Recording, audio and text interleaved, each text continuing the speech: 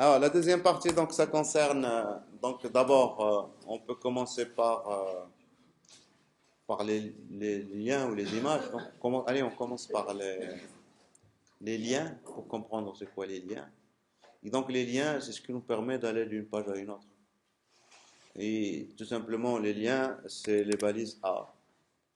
Et donc, un lien, donc vous dites où vous voulez aller. Donc, si par exemple, en cliquant sur le lien, je veux venir au site de Yahoo, je vais ici, je fais CTRL-C, je copie le lien et je le mets là. Et donc là, je vais dire ici, aller à Yahoo. Alors, aller à Yahoo. Et alors, ce que vous mettez ici entre A et slash A, c'est le texte sur lequel on va cliquer. Donc, je enregistre. Je reviens vers ma page, j'actualise, et bien vous allez avoir votre lien qui va apparaître. Si vous cliquez sur le lien, il va vous envoyer vers Yahoo. Bon, on y va vers Yahoo, et donc après il va falloir revenir. Alors, donc les liens, donc vous voyez, c'est très facile, il n'y a rien de spécial à ce niveau. Maintenant, quand vous créez un site, votre site c'est un ensemble de pages, et l'utilisateur, vous voulez bien mettre de la navigation dans votre site. Aller de la page telle à la page telle, etc. Eh bien, vous allez créer des liens qui, cette fois-ci, vont être internes à votre site. Je mets juste un BR pour revenir à la ligne. Et donc, ça va être aussi des liens. Et je vais aller à la page 1.html. Et donc, ici, aller à page 1. Hein, j'écris le texte que l'utilisateur va cliquer. Et puis, BR. Et puis, je copie ça. CTRL V. Et puis ici, aller à la page 2, etc. Et donc, c'est un peu ce que vous allez avoir dans votre site. Si, alors, je reviens. Si, donc, là, je clique sur page 1, il ne va pas la trouver, puisqu'on ne l'a pas encore créée, il n'existe pas. Donc, il faut qu'on la crée. Pareil pour page 2. Et donc, ça, c'est une erreur très courante. Cette page est introuvable. Si vous êtes dans le web, vous allez voir le fameux 404, not found. Alors, il faut qu'on crée cette page. Donc, pour créer cette page, je fais CTRL N, je crée un fichier, je l'enregistre et je vais l'appeler donc page 1.html. Et il faut qu'il ait le même nom. Et puis, s'il s'agit d'HTML, donc je crée la structure, c'est page 1. Et dans ma page 1, donc je vais mettre un heading H1 et on va mettre page 1. C'est tout. Et donc là, on sait qu'on est dans la page 1. Je reviens ici et je clique. Est-ce que j'ai besoin de recharger ma page? Non, parce que la page elle est à l'extérieur, je l'ai créée là voici. Si dans page 1, je veux mettre un lien pour revenir sans toucher ici pour revenir, eh bien c'est aussi un A. Et donc on va revenir où? On va revenir vers index.html. Ouais, .html. CTRL S. Et là, il faut écrire quelque chose, retour, ou mettre une image, etc. Donc j'actualise, je clique sur retour, je reviens. Donc la navigation. Voilà. Ah, vous avez bien compris. Mais maintenant, imaginez que, alors, moi j'ai mes pages. Ici, page sur laquelle je travaille, c'est index.html. Et l'autre, il est juste à côté. Et donc, pour mettre le chemin ici, je reviens à index. Pour mettre le chemin ici, j'ai mis directement page. Donc, vous comprenez très bien que le chemin là, il doit se trouver dans le même répertoire. C'est exactement si vous faites point slash. Point, ça veut dire le répertoire courant. Et donc, la page doit se trouver juste à côté de moi. Et donc, vous pouvez imaginer si vous avez un dossier qui s'appelle pages, et que vous prenez la page 1 et vous la mettez dans ce dossier, et vous revenez dans votre navigateur, est-ce que ça va marcher maintenant? Il ne va pas la trouver parce que je l'ai déplacée. Et donc, ben, il faut lui donner ici le chemin. C'est dans pages slash. On appelle ce chemin un chemin relatif. Relatif à qui? Relatif à la page dans laquelle je suis. Je suis dans index et je veux aller là. Voilà. Donc il n'y a pas de problème. Et c'est très pratique ça. parce que je crée toute une hiérarchie, des liens, etc. Et je mets mon application dans un dossier, je prends le dossier, je vous le donne, et ça va marcher pour vous aussi. Parce que je mets des liens relatifs au document de base qui est index. Là, on appelle ça la page d'accueil en général. C'est la page principale de votre site. D'accord? C'est bon pour les liens? Alors ici, la différence. Ça, on appelle ça un lien absolu. Et on appelle ça un lien absolu. D'accord? Ça, un lien absolu. Ça, on appelle ça des liens relatifs. Tout le monde comprend pourquoi? Pour relatif déjà. Mais ça, pour ça, absolu, pourquoi c'est absolu? On dit absolu. C'est absolu par rapport à Internet. Autrement dit, si je prends la page index toute seule, et je vous la donne, et vous la mettez dans votre machine, est-ce que les trois liens vont marcher? Est-ce que le premier lien va marcher? Si vous êtes connecté. D'accord?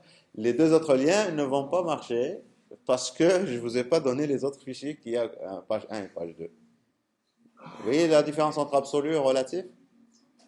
Voilà. Et donc, vous pouvez trouver des choses comme ça, s'il vous plaît. Ça veut dire quoi? Dossier parent.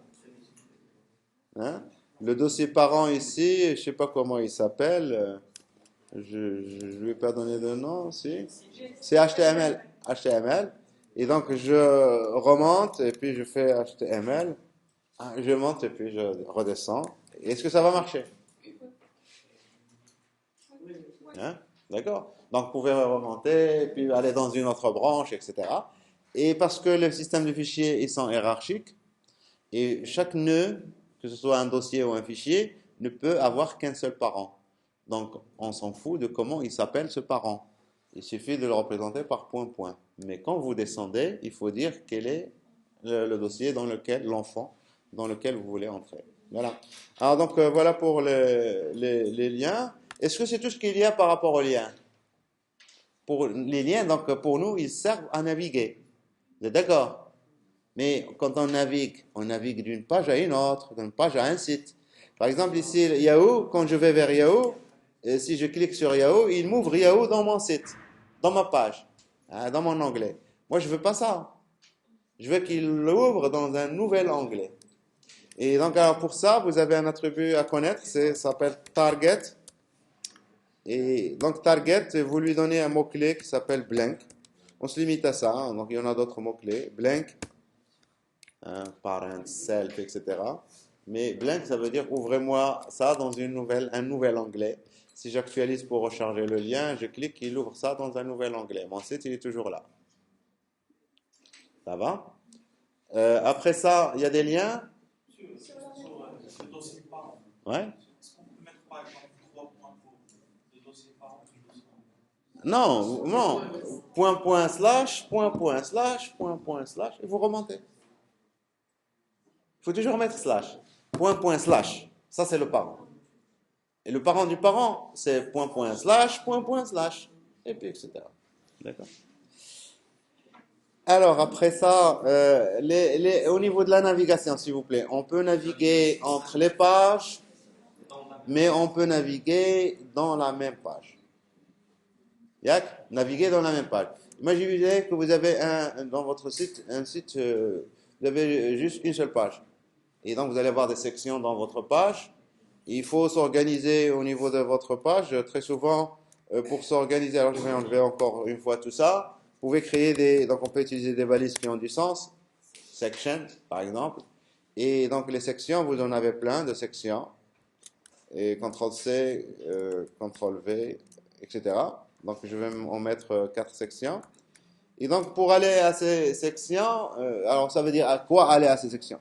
Ça veut dire les présenter au niveau de la partie affichable de votre navigateur. Ça veut dire quoi? Ça veut dire que si vous voulez naviguer, ben, il faut que votre page soit très grande par rapport à la partie affichable. Et donc, pour qu'on puisse tester ça, ben, il faudrait qu'on simule un peu les choses. Et donc, à l'intérieur de ma section, donc on va créer une correctement. Je vais mettre ici un titre, par exemple H2. Et donc, je vais appeler ça section, nanana. Et, et après, donc pour simuler ça, je vais mettre des HR, hein, juste pour simuler que la page est grande. HR, HR. Et je copie ça. Oui, BR pour revenir à la ligne, mais on va nous voir des traits, tout simplement. C'est peu importe. L'essentiel, moi, je veux que ma page soit grande. CTRL C, CTRL V, CTRL V. Ça, c'est une grande section. Hein, on l'affiche déjà pour voir ce que ça donne. Non, il est déjà grande. Hein. Et donc, cette section, alors, les sections, donc, quand vous les créez, il faut les identifier. Eh bien, on va utiliser un attribut universel qui s'appelle ID et qui permet de donner un identificateur à vos sections. Donc, j'appelle ça C1, chapitre 1. Et je copie tout ça. Donc, ici, ça, c'est section 1. Je copie tout ça et donc, je vais créer trois sections. CTRL C, CTRL V, CTRL V. Voilà, donc suffisant. Ça, c'est donc ID, il faut qu'il soit unique. Donc, C1, C2, C3. D'accord? Alors maintenant, si je veux afficher les trois sections, quand vous faites ça, eh bien, vous n'avez que la section 1 qui va apparaître. Les autres sections, ils sont en bas. Et si vous voulez y aller, vous pouvez toujours en scrollant, en défilant. Et donc, alors, je vais mettre ici, ça c'est section 2. Et ça c'est section 3. Mais moi, je veux mettre ici des liens. Et donc, alors, si je veux mettre des liens, je vais mettre UL, alors, CTRL Z. Je vais mettre UL, et dans UL, je vais mettre un LI, 3 LI. Et dans chaque LI, je vais mettre un A. Et dans chaque A, je vais avoir un attribut, attribut, qui va être href, c'est ça? Et après, quoi? Qu'est-ce qu'on va voir? Donc, on va avoir un lien, donc aller à la section, donc ici. Je sais pas s'il va m'écrire ça, parce que j'ai plus l'habitude de travailler avec ça. Oui, si, il le fait. Mais il n'a pas fait les choses complètement, mais c'est bon. Donc ici, UL, à l'intérieur du L, j'ai LI, et à l'intérieur du LI, j'ai un H1, j'ai un A, et donc href ici, je vais aller où? Je vais aller vers la section 1. Et donc ici, je vais aller vers la section 1, eh bien, il faut utiliser ici le dièse. Et on appelle ça une encre. Et donc ici, c'est le ID, ça s'appelle C1. Et là, je vais aller à dièse C2. Et là, je vais aller à dièse C3.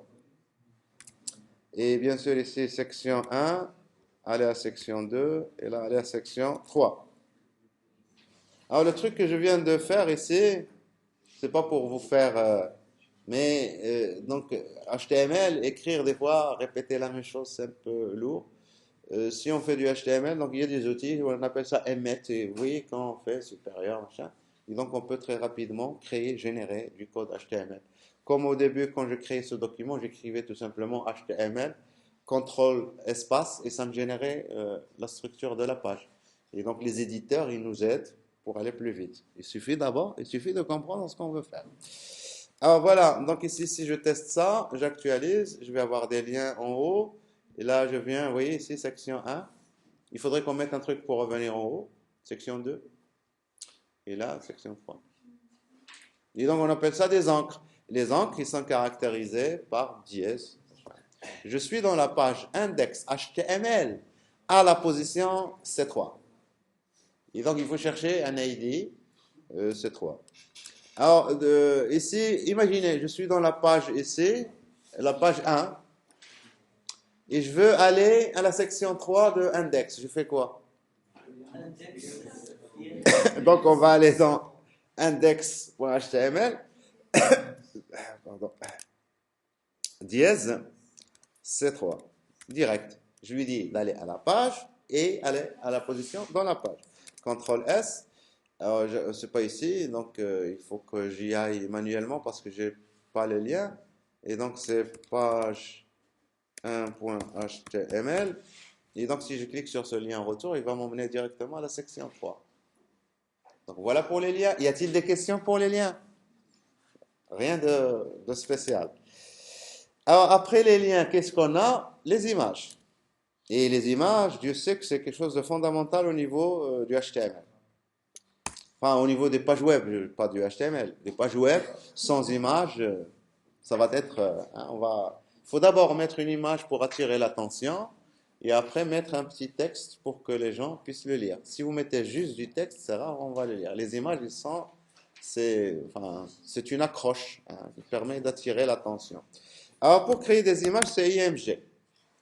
Et il faut dire la source, où se trouve l'image. Alors, vous pouvez y aller. Donc ici, je vais y aller. Hein. Donc on va y aller vers une autre image. Ça non plus. Alors, donc on va choisir. Ouais, ça va. Donc allez, on y va pour ça. Un sourire, c'est mieux que... Alors, copier l'adresse du lien. Pas l'adresse du lien. Qu'est-ce que je fais? Je suis pas connecté ici.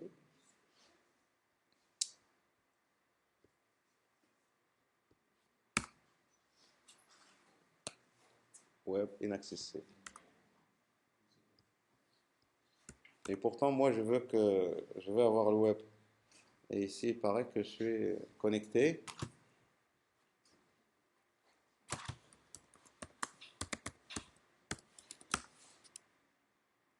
Ça ping pas. La requête ping, je ne suis pas connecté. Donc, ici, on va lui dire de résoudre les problèmes.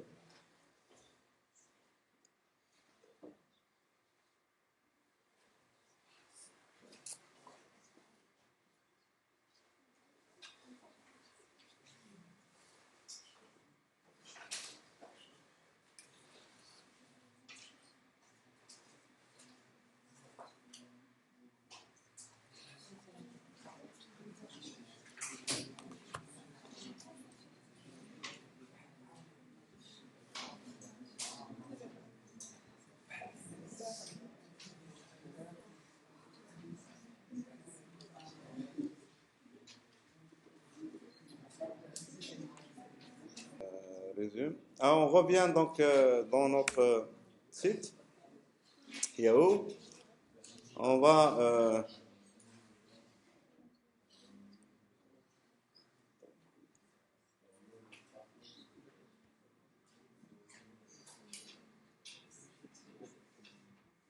avec le bouton droit de la souris et donc ici copier l'adresse de l'image. Hein, je copie juste l'adresse de l'image et je vais aller vers mon éditeur et là je mets CTRL-V. Vous voyez ici que j'ai un chemin vers l'image. On s'en fout du chemin, mais encore une fois, il faut comprendre qu'il s'agit d'un chemin absolu. Si je vous donne mon fichier, eh bien vous allez voir la même chose. Donc si je reviens vers ma page index ici, j'actualise, on devrait voir l'image. La voici. Voilà, donc en général, vos images, vous devez les avoir dans votre site à vous. Et donc je vais prendre cette image et je vais faire enregistrer sous. Et on va l'enregistrer dans le dossier, dans notre dossier. Euh, j'ai site 1, HTML. Et je vais lui donner un nom, je vais l'appeler image tout simplement, .jpeg. Et ici, je vais donner un chemin exactement comme ce qu'on avait vu tout à l'heure. Et donc, relatif, absolu, même chose. CTRL S. J'actualise, je vais avoir mon image, ça va rien changer. D'accord? Bon, alors pour mon image ici, pour mon image, il y a d'autres attributs. Il y a Alt, ça sert à quoi? C'est de donner un donc titre à votre image dans le cas où l'image n'est pas trouvée.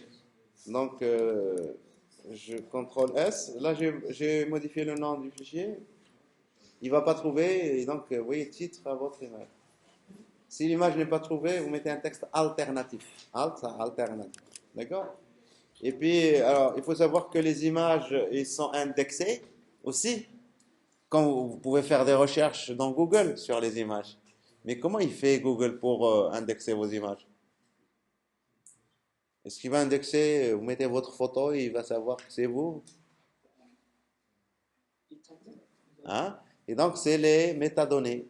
Métadonnées. Et donc, ici, la donnée, c'est vraiment le fichier source, image. Ça, ce qu'on veut afficher. Mais les métadonnées, ça va être aussi alt, hein, que j'ai mis ici. Et ça va être donc title. Et ça, title, il faut savoir que c'est un attribut universel. Vous pouvez l'utiliser dans n'importe quelle balise. Et l'effet de title, et donc ici, afficher un titre. Alors ici, bien sûr, l'image concerne une personne, ben, il faut écrire la personne ou l'activité ou enfin, ce qui a relation avec l'image. Vous voyez, quand vous mettez la souris, vous voyez le truc en jaune, l'infobulle. Alors ça, c'est le premier truc, mais aussi pour l'indexation au niveau des moteurs de recherche. Quand vous faites une recherche dans Google, c'est grâce à ça qu'il va reconnaître votre image. Et donc, s'il s'agit de mon image, eh bien ici, je vais mettre mon nom, par exemple. Ah, je vais mettre Aziz, etc. Et c'est clair, ici. Mais si je suis Alan7, eh bien je dis Alan7. Et donc, je donne plus d'informations. Et donc, ici, il y a trois mots-clés. Il y a Aziz, il y a Taïf. Et puis, voilà. Alors, après ça, donc ici, bien sûr, c'est utile à ce niveau.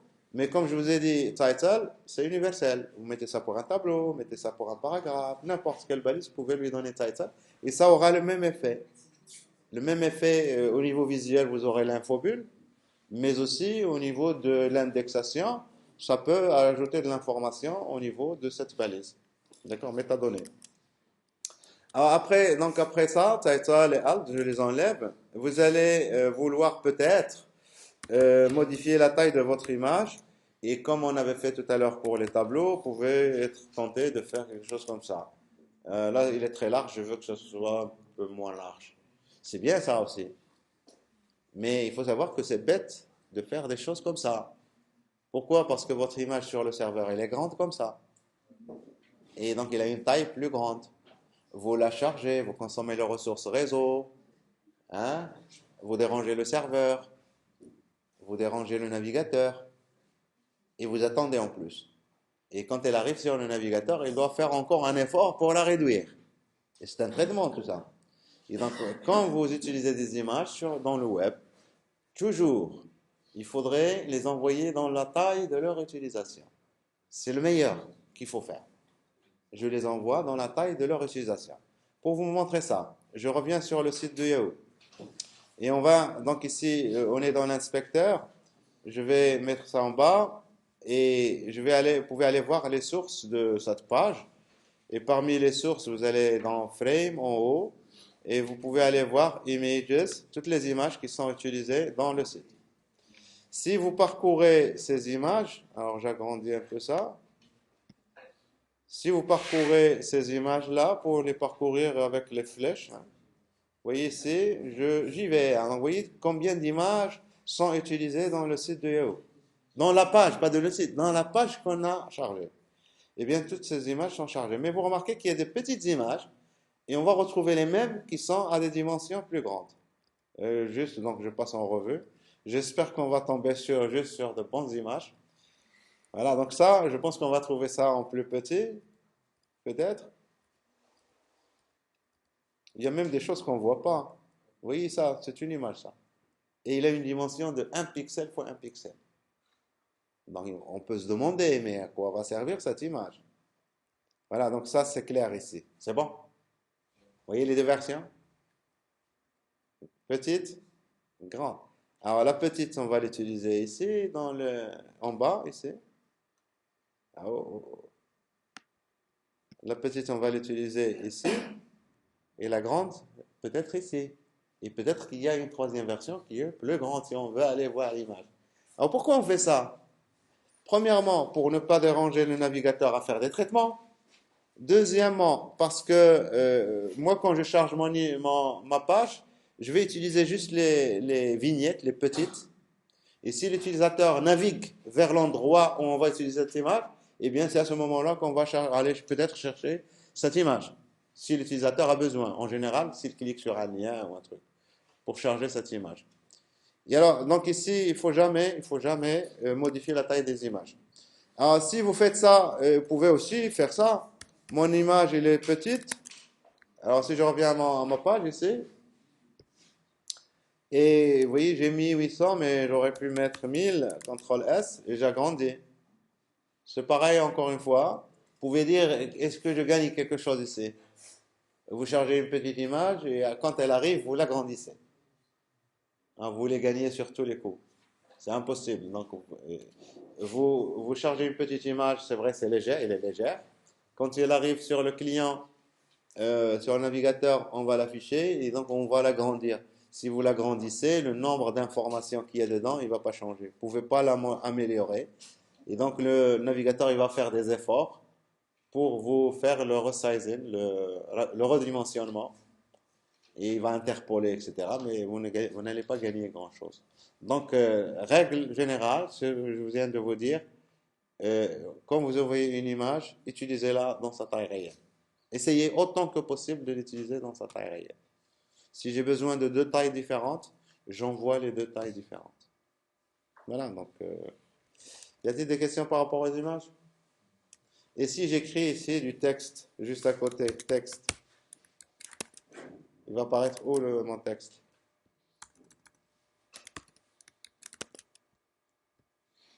Vous voyez, il va apparaître juste à côté.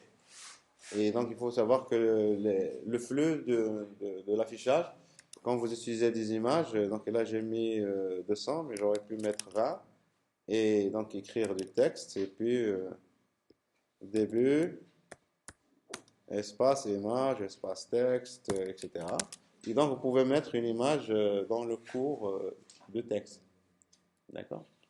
Voilà. Et donc ici, 40, c'est un peu petit, je mets 60. Et donc ici, votre image, vous pouvez l'aligner. Et donc, comme on avait vu tout à l'heure, align, et donc on va mettre ici top.